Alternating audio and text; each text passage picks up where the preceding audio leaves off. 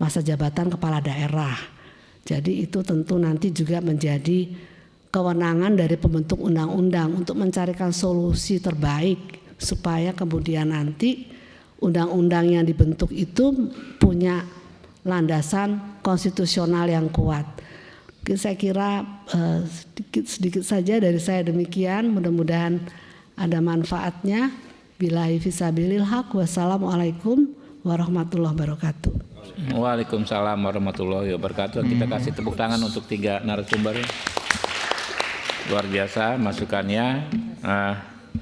Kita perlu garis bawahi ini tidak dalam menyudutkan nanti ya, dan nggak akan ada kesimpulan MK harus gimana ini. Sebetulnya kan kita ini kan pengen mendapatkan pengayaan ya, pengetahuan dari bapak-bapak dan ibu yang hadir hari ini. Ya silakan teman-teman kalau pengen diskusi. Yuk.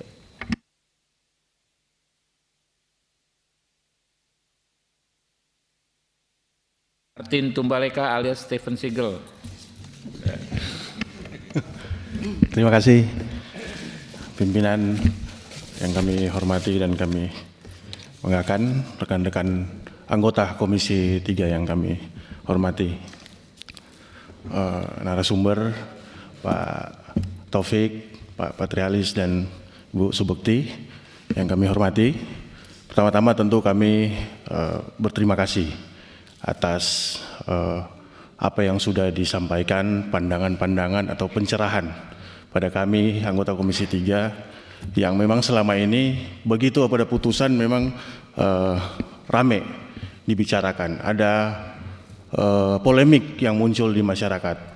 Tentu kami Komisi 3 terus dikejar oleh masyarakat soal apa pandangan kami terkait putusan 135 dari MK ini. Nah, tadi kita sudah mendengar pencerahan dari 3 narasumber dan buat saya itu sangat-sangat membantu kami untuk menjelaskan ke masyarakat pandangan soal putusan ini. Dan saya melihat tiga-tiganya tadi kurang lebih sama, bahwa putusan yang dari MK ini bisa dibilang melanggar konstitusi. Saya baca tadi ada putusan yang sifatnya MK melampaui kewenangannya dalam memberikan putusan soal pemisahan ini. Dan saya bertanya-tanya tadi di saat penyampaian tadi, saya bertanya-tanya, ini sifatnya putusan MK final dan mengikat. Sementara ada undang-undang yang disampaikan tadi, ada undang-undang nomor pasal 22, undang-undang pasal 22 yang juga memang itu harus kita jalankan. Jadi ada 2 putusan ini yang saya bertanya-tanya tadi, kalau ini tidak ada tanggapan atau tidak ada putusan yang lanjut, terus apa yang harus kita lakukan? Karena ada 2 putusan yang betul-betul dilema, bukan dilema, polemik yang memang membingungkan untuk masyarakat, yang masyarakat awam terutama. Dan kita di DPR, saya mendengar tadi disampaikan oleh, saya berterima kasih karena Ibu tadi menyampaikan bahwa putusan 135 tidak menggugurkan putusan-putusan MK sebelumnya. Nah, di situ akhirnya kita mendapat pandangan bahwa putusan yang disampaikan, putusan yang diputuskan oleh MK bahwa tidak seharusnya dilakukan, karena ada pasal-pasal yang diputus oleh MK di undang-undang sebelumnya juga berlaku. Dan saya ingin mendapatkan pandangan dari narasumber terkait ini. Dengan adanya putusan seperti ini, bagaimana misalkan pandangan atau masukan Bapak apabila misalkan ada sikap dari DPR misalkan bahwa tidak bisa menjalankan putusan MK dikarenakan putusan MK ini melanggar konstitusi. Saya minta pandangan dari narasumber, apakah bisa pandangan itu disampaikan. Itu dari saya pimpinan, terima kasih. Assalamualaikum warahmatullahi wabarakatuh. Waalaikumsalam warahmatullahi wabarakatuh. Puang Jenderal, silakan Pak Safrudin.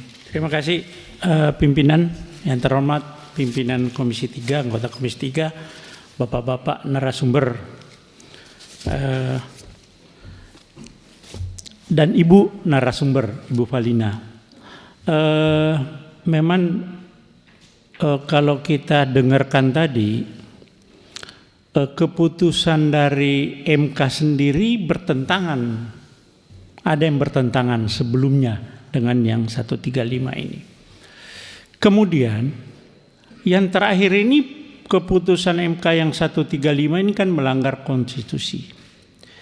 Sekarang jalan keluarnya seperti apa? Apakah Pak Patrialis yang dulu pernah di MK, apakah bisa MK bersidang lagi membuat keputusan untuk menganulir pasal keputusan MK yang 135 ini gitu. Karena mereka sendiri juga membuat keputusan yang bertentangan dengan keputusan sebelumnya. Dan yang lebih parah lagi kan bertentangan dengan Undang-Undang Dasar. Saya kira apapun juga sumber dari segala sumber hukum kita Undang-Undang Dasar. Ketika sesuatu yang memutus bertentangan Undang-Undang Dasar, ya mungkin mohon pendapat apakah wajib hukumnya untuk kita tidak melaksanakan itu karena bertentangan dengan Undang-Undang Dasar, atau jalan keluarnya MK bersidang lagi untuk menganulir keputusan yang 135 itu gitu. Mohon penjelasan. Terima kasih. Assalamualaikum warahmatullahi wabarakatuh. Gus Abdul ya, cukup mungkin Gus Abdul terakhir ya, karena kasihan bapak-bapak ibu-ibu waktunya juga. Ya. Terima kasih pimpinan, mohon izin para narasumber yang luar biasa. Kita di sini dicerahkan dengan beberapa argumentasi yang disampaikan oleh Bapak dan Ibu sekalian. Pada prinsipnya saya menilai Mahkamah Konstitusi sebagai guardian of constitution punya maksud yang baik sebenarnya. Yang tadi disampaikan ingin membentuk pemilu yang berkualitas. Tapi di luar itu saya menilai terlalu gambling dengan menghajar garis-garis konstitusi yang sudah ada. Oleh karena itu dengan hadirnya para narasumber ini mencerahkan kita bagaimana cara jalan keluarnya ketika pasal putusan MK 14 dan 55 ini diputuskan kemarin dan ada putusan baru nomor 135 ini, kita sebagai anggota DPR harus bersikap seperti apa. Mungkin cukup sekian dari saya, Ketua. Terima kasih. Ya, mungkin